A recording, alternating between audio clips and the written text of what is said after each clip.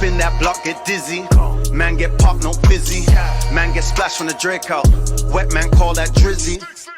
Yeah. All right, bro. So I got some other news for you outside of the Raptors. So we'll keep it in the NBA. So Spike Lee, he was he was giving it to MSG and giving them a lot of backlash for disrespecting Patrick Ewing. Patrick Ewing is a legend. He's the face of the New York Knicks. When you think about the Knicks, you think of Patrick Ewing. He's a superstar, right? He's one of the all-time greats.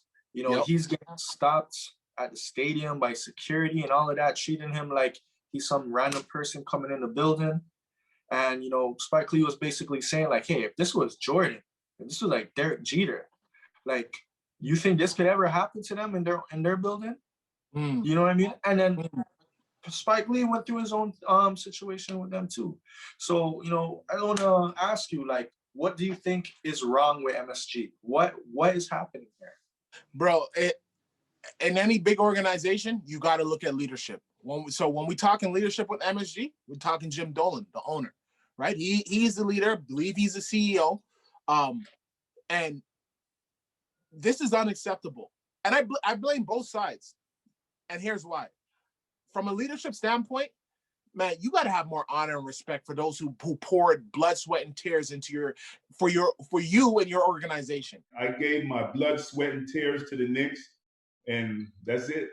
Let me read what Ewing said. I thought this was my building. And I feel terrible that I'm getting stopped, accosted, asked for passes. Like, who in their right mind is asking Patrick Ewing for a pass in New York?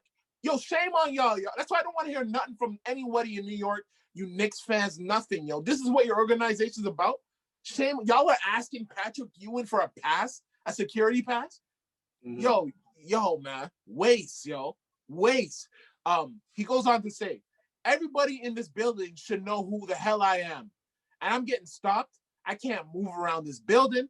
I was like, what the hell is this, Madison Square Gardens?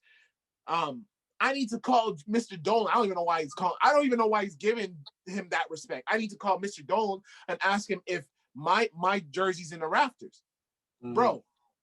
So from a leadership standpoint, I don't know what's going on over there, but the Spike Lee situation, okay, maybe I'll humor you and I'll consider, all right, maybe some miscommunication.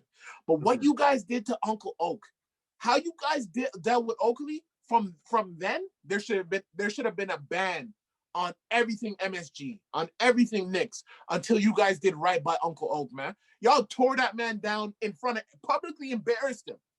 After that guy put blood, sweat, and tears into your organization, took texts, got in fights, rep New York to the fullest for you guys. Protected your superstars. He was the blood and sweat and tears of what everything New York Knicks basketball represented. You know what I mean? When I think about the Knicks, the old school Knicks that was giving MJ all them problems, it was Pat Ewing, John Starks, Uncle Oak, Anthony Mason, and a couple others. But those are the main dudes applying pressure. So the fact that they got to deal with this now as they enter their elder statesmanship in the league, these guys should be honored and saluted and celebrated every time they're in that building. Shame on y'all, yo. Shame on y'all. I'm not letting that ride, man. And the reason why I blame Spike because after the Oakley situation, y'all should have been boycotting. Are you going back to a Knicks game this year? Not this year. Are you considering? No. I'm coming back next year, but I'm done for the season. I'm done. See, this is why Dolan gets away. I understand Patrick Ewing has to go in there as it's a place of business. He's a head coach for Georgetown Hoyas. The Big East tournament was in MSG. But y'all should have been boycotting MSG and James Dolan and the Knicks, applying pressure. You know what I mean? Leveraging all of your platforms to speak out against that. Because if he can get away with that, and you guys are notable entities in society, people with profile pristine, what's happening to the regular Joe Schmo like me and you? You know what I mean? How are we getting treated? Yeah. You feel me? Yeah. Yeah, man. I mean, Yeah, yo. So it's disappointing, but I think you hit it on the head. With Spike Lee. You know what I mean? He's still, showing up to the games and being, you know what I mean? He should have boycotted. You know what I mean? Why? I don't understand. Like, why do you? Yeah, like, you know what I mean? You have a lot of pull here, like in terms of, you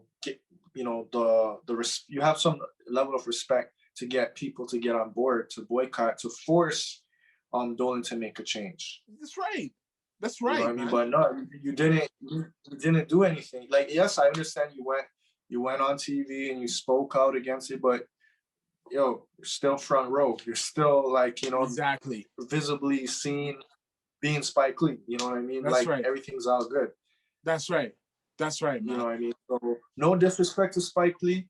I'm just saying, man, like, I just feel like, I would have liked to see you boycott. Bro, you ain't wrong, yo. You ain't wrong, man. Then Spike Lee, you did the Malcolm X movie. You saw that scene when they beat up the black man, and Malcolm X was marched all the men down to the hospital, held his fist and pointed one direction, and the whole people marched towards the hospital. Now, I want these people moved out of here. Fruit of Islam are disciplined men. They haven't broken any laws. Yet. What about them? That's your headache, Captain. But if Brother Johnson dies, I pity you. Doctor? He'll live. He's getting the best care we can give. Thank you, Doctor. Surgeon. All right, okay. Now let's disperse this mob.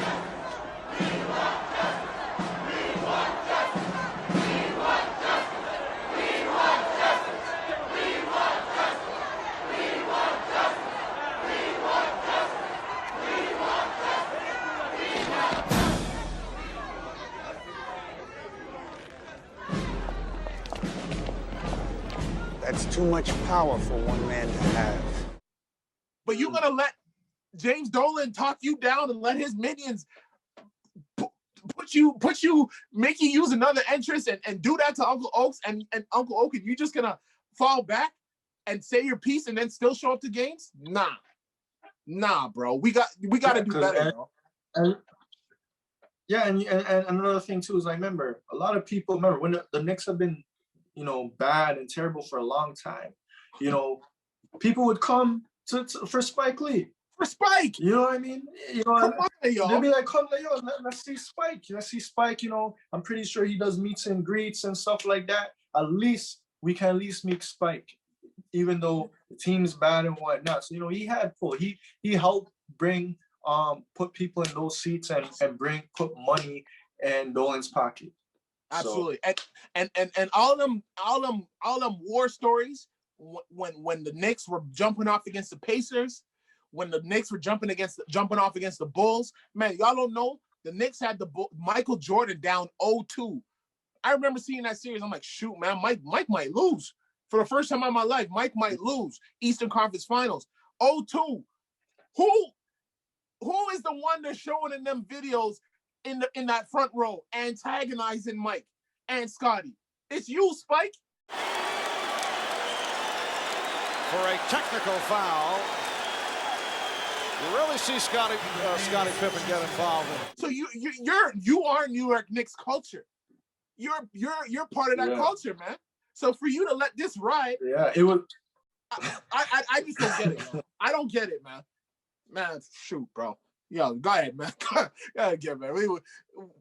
We must be of a different breed. Yeah, man. I think we can leave this one alone. I think we'll see. We'll monitor this situation and see if anything happens, and then we'll come back to it. Spin that block, get dizzy. Man get popped, no fizzy. Man get splashed from the Draco. Wet man call that drizzy. Run up. My youth.